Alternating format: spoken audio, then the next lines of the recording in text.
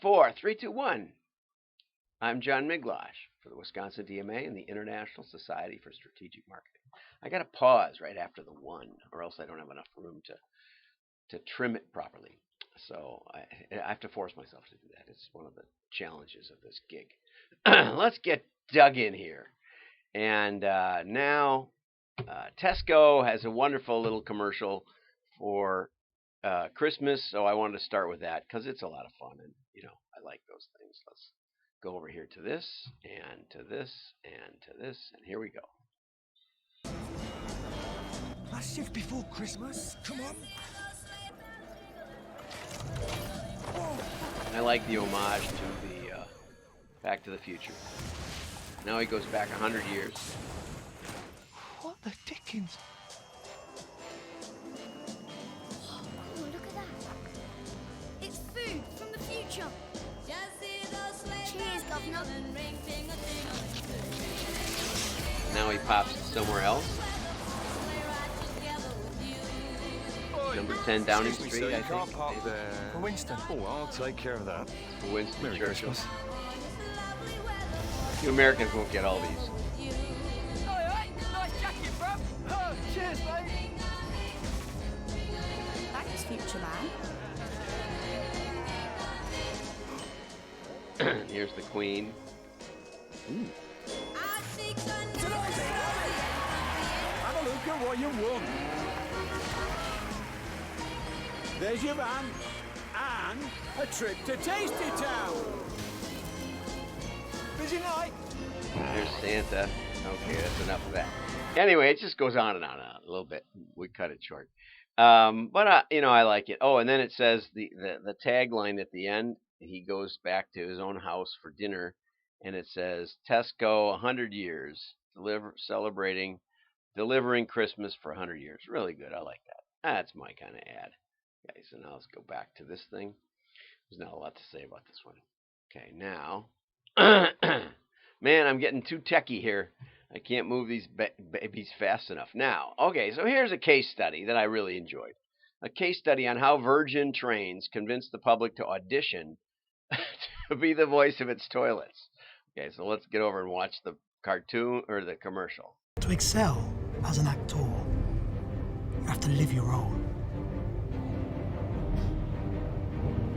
To become one with the character, it is not enough to simply perform, but to believe. Toilet, toilet, toilet, toilet. To understand the role, you must become the role. Become the role. Next. Come on, Dean, you got this. Come on.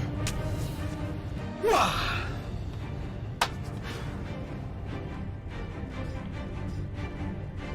You've got to let me give it another go, please.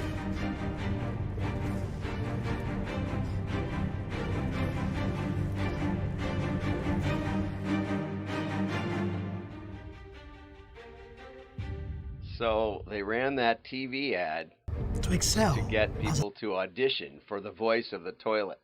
Now, I'm not 100% sure what that exactly means, though there is oh brother, there is another video about what the toilets sound like on the trains, Virgin trains. I'm not going to get into that because it's beyond me. But let's go look at the metrics of this. Okay, that's the really exciting part. Okay, so the metrics, they were trying to get a decent level of auditions. They were looking for 400 people to audition, but they ran this ad and they thought, well, let's use Facebook Messenger because it has a voice capability, and it turned out that they created the Gaff bot, which I think is a funny name. And it's a little bit, the whole thing is a little tongue in cheek, which is kind of Virgin's brand. It made it fun, easy, and quick to enter. So you just had to say certain things about, be sure to flush, stay seated for the entire performance, stuff like that, toilet talk. And so if anything, it was too successful. they got 5,200 entries in 3 weeks instead of the 400, and then they had to listen to them all. And so, the bot managed to talk to over 9,000 users, sent a whopping 125,000 messages, and got 5,200 entries, which, Ritson has been talking about how TV is not dead. And I think, if you've got a message that you want to reach a lot of people, it just makes sense. No sense fragmenting it. And I'm kind of anti sub segmentation. And on that note, let's get over to the next article, which is Don't Ruin Good Models. This is by my friend or acquaintance or whatever, but a guy I admire a lot, Stephen Yu. And he says precision targeting is not possible with a few popular variables. Okay. One of my other interviews, we talked about the difference between predictive and prescriptive modeling. In predictive modeling, you just want lift. You just want the model to beat what you're doing now. And we go head to head on that level. Happy to do it. We have our 90-day challenge where we'll take 90 days. 60 of that is to build the database, and then 30 to build the model, and go head to head on your existing segmentation methodology for customers. And that's working really well. And we've got we're just putting our second test out, and we've got a third one coming up in December. So we're happy to do that. I can't wait to hear the results. But that is sort of predictive. That's predictive modeling. And that's what he's talking about here. He's talking about he's talking about precision targeting as predictive, and then popular variables selected on the basis of human intuition is the prescriptive. Let's see how those variables that we're used to thinking about work. Okay, let's try to come up with a strategic perspective. Let's try and see a profile of our customers. Do they perform like we thought? They're good questions that involve human intuition. But what Steven says is that you can't as a human, you can't even get in your brain more than 2 or 3 dimensional interactions. Now we use chi-squared interaction detector, and I think we go out to 6 or 7, but I always talk it through with my clients. In prescriptive modeling, humans have been solidly beaten by computers for decades when it comes to precision targeting. When it comes to the predictive modeling, so don't even hesitate to go to statistical models. Now, the problem with that is it's kind of an act of faith. As I said, I've spent about an hour and a half talking with the guys from Tiny Clues, and they said, yeah, we don't exactly know why anybody in particular gets selected in your customer modeling. But it does beat other methodologies. Okay, that's fair. But it does take an element of faith. And so what we talk about in our 90-day challenge is as an on-ramp. This is kind of an on-ramp to that purely statistical approach, to the AI approach.